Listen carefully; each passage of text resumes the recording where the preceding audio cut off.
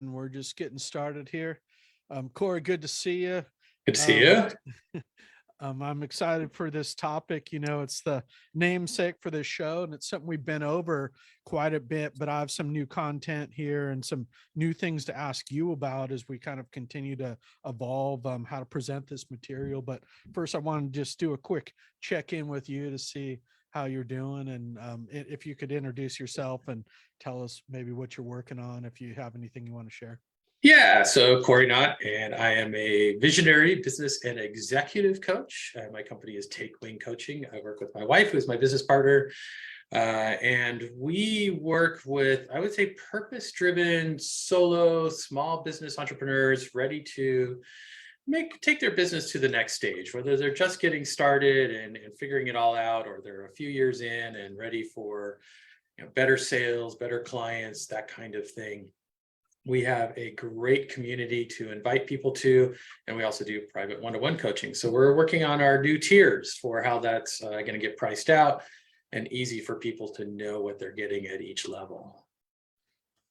Excellent. And as look forward to seeing that. And as I recently put out this program. We have another program coming out, and we're going to be talking about what I see as kind of a lay of the land that you gave me, and a lot of folks. I think there's just a really consensus out there about you need to know about these types of things, and this is kind of the first one of those categories, if you will, and it actually matches up with my Rising Star program. Although we might add in some wild card stuff and some sessions in there, but today's topic is quantum leap, and this concept of quantum leap. And of course, that's the namesake of the show and something that we've kind of put a lot into in terms of describing. I just want to make a few just opening remarks and get your insights about what a quantum leap is to you. I think, this is really one of the most exciting principles in life and personal professional development that I came across, this concept that we don't have to settle for just incremental or measured growth, which I know a lot of times we feel like we're on that linear growth path, but you actually want to make a jump and get off a trajectory. Maybe some of us are flatlining or declining, but how do we get back on an upward trajectory? And I actually think for some people, a quantum leap might be just to be on a continuous linear path, but that is a big success in a lot of ways, to keep moving up. And I don't know. I do have a number of other comments, but I want to let you react to that about what maybe a quantum leap Yeah, I would is. say it's a shift, right? It is maybe you could call it a leap. It's a shift. Have you ever seen that picture where there's, one person standing on kind of like a rock, and it says, and then on the other side where they want to get to, and then there's just like this big space in between, and it's sometimes it's called the leap of faith. It's that leap, but ultimately, incremental change is good, but if we don't know what direction it's going, it may not actually bring about any real change. So the quantum leap is really, like, I think it's being willing to accept a bigger change and stretching yourself out of that comfort zone, because incremental steps are typically, for a lot of us, a comfort zone, whereas big change can be a little bit scary. We don't know where it's going. We don't know what it's going to look like in the end. We don't know if it's going to be successful.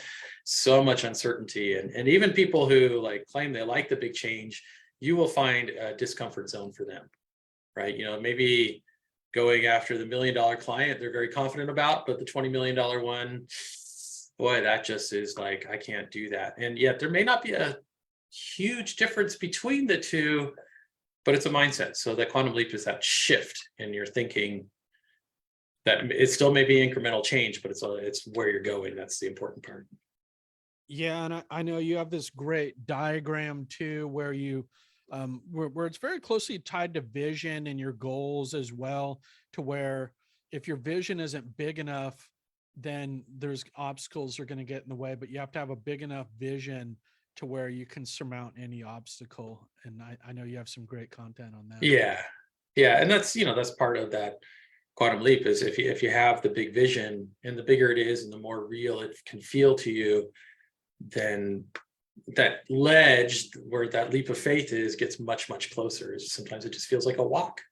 Or what do you get there? It's like, oh, that was just a walk. So that's really the purpose of the vision exercises I do. Great. And I did just want to kind of hit the highlights today, because I realize to really delve in, there's whole books on quantum leap, but this book called U Squared is a great place to start. And the term actually comes from quantum physics. There's another book called Taking the Quantum Leap, which is way more technical, but I would start with this book about what it is. But I think just the belief that a quantum leap is actually possible, if you can get to that, that is a huge, that's a quantum leap in itself. I think a lot of people, when they're stuck, they don't even believe kind of surviving is possible, so to speak, or any type of positive impact. But as you climb out of kind of where you're at, maybe being stuck, if you can believe in the concept of quantum leap and then set up what a quantum leap is, I think you're already kind of well on your path there. And um, there are some other things to that. I did want to ask you about what you see a quantum leap might look like for business owners, people that you coach. You know, what's typically kind of a vision that's big enough, or a goal that you kind of see to where you try to get your lift members to? Yeah, I think, one of the things that you just struck on is something that's kind of interest to me, because I think there's a mindset in the survival and stuckness mode, and I deal a lot, through my personal development, I've dealt a lot with futility and this kind of thinking that I easily get run into, and it's definitely a comfort zone. It's not helpful, but it works, and it's a strategy. And so we get stuck on these strategies, and the purpose of the quantum leap is to jump out of those strategies. And we get pulled back, we get pulled back into those strategies was used as survival and stuckness. But if we look at it as like, okay, I just need to get out of being stuck, there's actually a comfort zone in being stuck. So the quantum leap, the mindset shift, the vision, all that work kind of says, okay, look, you are stuck. You're going to feel stuck. Once in a while, you're just going to be like, nothing's ever going to work. I'm just trying to survive here. But if we jump forward and we have that big vision and that big movement, suddenly it's like, sometimes being stuck is like, wait a minute, things are a lot better than they were when I felt stuck last year. So I think it's more of a visionary leap. It's not, sometimes if we just focus on getting unstuck, I think we tend to stay stuck.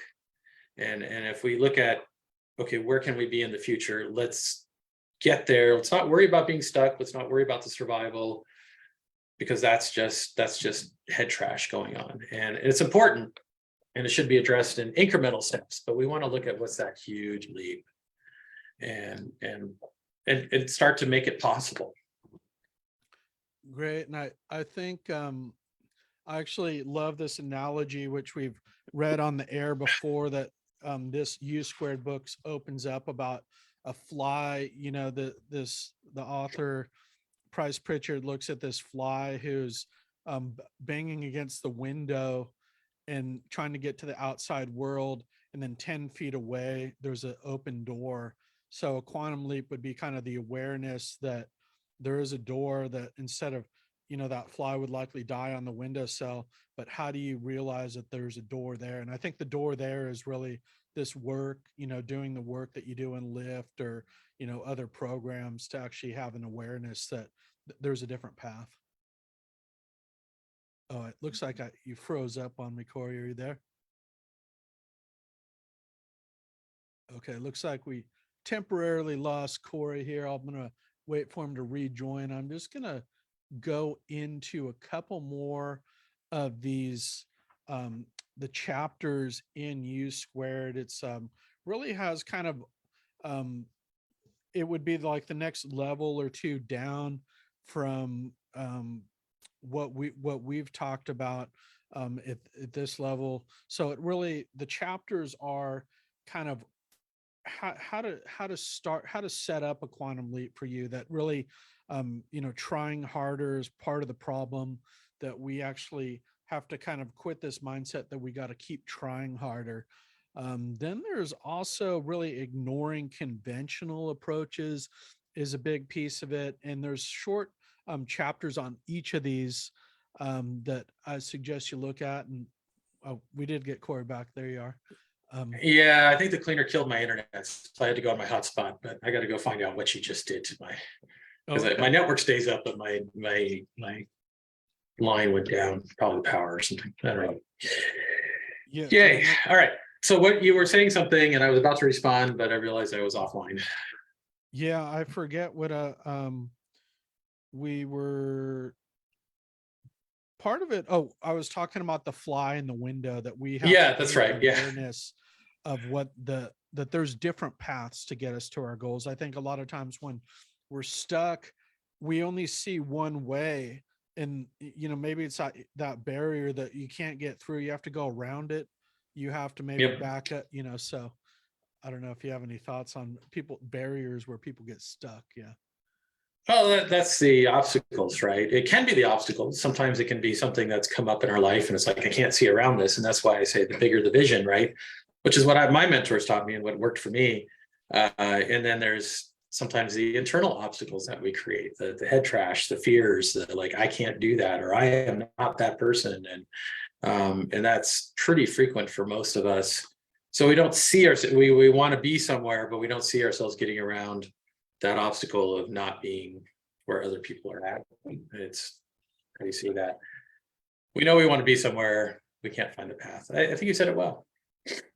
Great. And Uh, I know this prize I picture am. kind of spent years and years on this book. I was just touching on some of the highlights while you were out, and I just, because we have time, I was going to talk about a couple of these. They're kind of aphorisms or really principles of Quantum Leap. And one of them is that we got to quit trying harder. You have to think of a different approach, and that goes to the fly. Just a little bit variation on that. There's a big one on ignoring conventional approaches, to where we often have um, conventional approaches that I think there's a mentality in business out there that let's just kind of survive, or let's go for kind of more flatline growth, when really it's a minority opinion that no, we want to achieve actually a leap. And maybe we don't get there, we definitely don't get there overnight, but I think most people, the conventional line of thinking is for more very moderated growth, whereas we need to look for these leaps, or we're never going to make the leaps. Yeah. Right. So you know I I think a big thing, a theme of this show, and something that we went into with Don, and as I saw immediately from you when I first met you, is all this time, and it costs a lot of money too at times, that we put into like personal development, because to actually generate a quantum leap, we need to increase our own performance in terms of not only our thinking, but we need to gain new skills, public speaking, maybe. Maybe you got to become better with numbers. I mean, the coaching is kind of a no-brainer.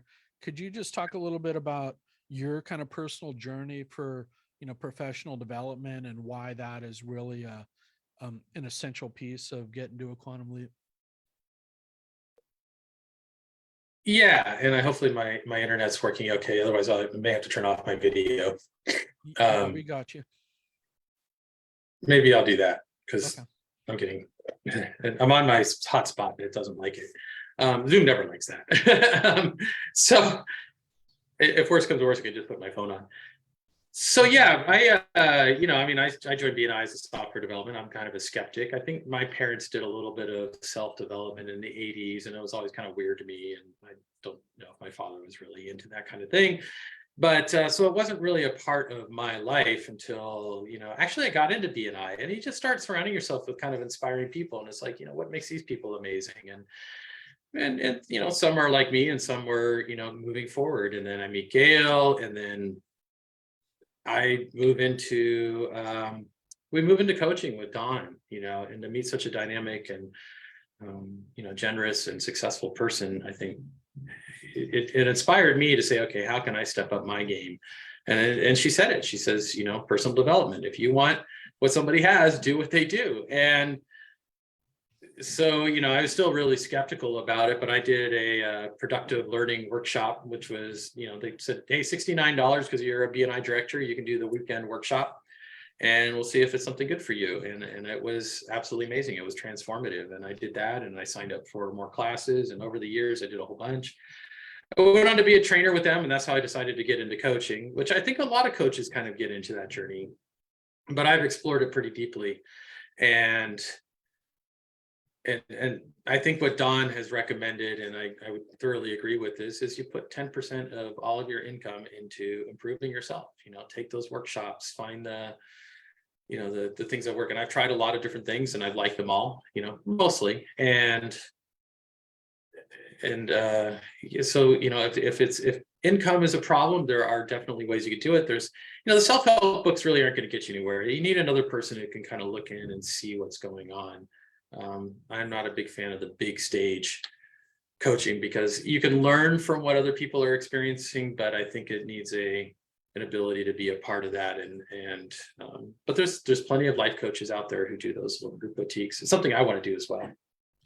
Yeah, what that maxim right there is something huge and that totally changed my life. I used to think, we can just study and be kind of a bookworm and learn all this stuff, but it kind of lies late. And unless you have other people that can draw it out of you and show you the way. And I think what you said about surrounding yourself with successful people and other people that are, pardon me, on a path of personal development, that's when the change really started to happen for me.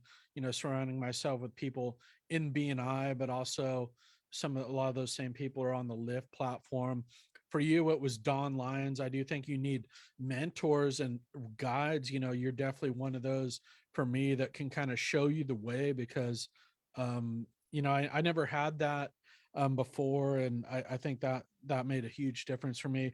Also, this concept of mastermind, I know you kind of were teaching you kind of were putting on a mastermind for a little bit, but I feel like BNI in a way is kind of a mastermind in that you have different people with different skills and outlooks that we can then look to and draw upon, and it enriches our life and helps us understand how to better overcome our obstacles. Do you have any thoughts on this concept of mastermind and how that can play a role? Yeah, I think masterminds are good. They're not a substitute for coaching, and a coach-led mastermind can be, or consultant-led mastermind, because people can have some really bad ideas. And if you've been around BNI long enough, and as a director, as David and I are, you start to see a lot of people have ideas that maybe we shouldn't learn from. It can be a little bit gaslighting at times, and it's not their fault. They're well-intentioned, but they're what's going on inside their head may not be the best thing for the rest of us. And so, we learn best from, I think, the people are the experts who have the answers, who have the experience and the wisdom to share. And there's something to be said about group wisdom that's available in a mastermind. It gets you focused on your business. You start practicing things, and somebody says, this is how I do it. And you say, okay, I'll give that a try. And it makes sense, versus I won't do anything because I don't know what to do. So the mastermind really brings value in that. And then what we were doing was creating even more connection with the mastermind, creating an accountability system within it, which I think they did a really good job of presenting, but it was priced out of the kind of range of the people I usually work with. And so that's why I didn't continue with that. Yeah, I also think there's some concepts out there, a fair number of them, that it takes to be successful that maybe they're written in any books, but you're not going to understand them unless you see people living those. And one of them is this concept of action, that we can't be perfect, that we actually have to just put things into action, even if it's not exactly right. And that was, I think when you read the self-help books, or, you never use a lot of that stuff because you're not around people that are living it and putting it into action. When I joined BNI and saw some of the things that you do, you're out there speaking on these things, you're helping people in other chapters. So you were doing all these things. I don't know if you have any thoughts on, just that mentality that we need to get about around action and really just moving forward. Yeah, I think it's I am a kind of a structure, kind of laid back, not action kind of person. But I drive myself to perform actions. But if you see my week, it's I do a lot of things that I probably could be spending better, utilizing my time better in some cases. In other cases, it's the safety of working on projects that pay money, but don't necessarily drive myself or my business forward. And so I think it's a push. We have to push ourselves. It's a skill that we develop. Some people are very action oriented. I think Jim Rohn says, I mean, action is what leads to success. And so it's just this kind of constant reminder. And I think that's the great thing about personal development is we see where we're not just where we're stuck, but what are the excuses around being stuck? Well, I'm just not an action oriented person. Okay, so what do I have to do to be action oriented? Right. That's part of, how I coach. I think it's how you are planning to coach, David, is, find those people who say, I want to make that leap, but I don't know how, and I'm not that person. Well, yes, you are. It's just a skill that you develop. And so that's, B&I speaking was a skill, and I did it. And it's not just a skill that you learn from books. It's not a skill you learn from trainers necessarily. It is also a skill that comes from personal development. It's going deep into that subconscious, and it's all there. We all have it. We all have these abilities. We just got to draw them out and practice them. Yeah, that's well put. And I think a big part of that is actually seeing other people that are more action oriented. I think we actually have a great common ground because me and you are both really we're thinkers, and maybe we're not as action oriented as some of the what I would say are the real go-getters out there in the business environment. But I watching people like Mike and Don Lyons, the real, I would say, action oriented go-getter types. Those people inspire me that, hey, I want to be more like that and kind of have what they have. So that was a big shift for me being in BNI and watching those really ambitious folks, some of the realtors maybe, but yeah. Yeah, and I agree with that. And also, I want to be who I am too. I like being a thinker. I like being an ideator. So, where do I find the balance between the action-oriented person and the one who, helps come up with ideas and does that deeper thinking and a deeper work? And so sometimes people say, I don't really want to change myself, but I want to be more like that. So there is definitely a balance there. And again, like I said, it's a skill. And even very action-oriented people, they have their traps. They all have their traps. And so people like Mike and Don will show you that, personal development is how you identify your traps and start to break free of them. Yeah. Excellent. Well, we're going to leave it there and get to our next guest, who Michael Mask with a pet portrait artist. And next week, we're going to be talking about module number 2 in our journey through some of these key concepts, which is purpose, something Cory and I have talked about before, but we're going to drill down deeper and talk about some new content. So thanks, Cory, for your thoughts on Quantum Leap, and stay tuned, everyone. We're going to bring up the next segment momentarily. Okay.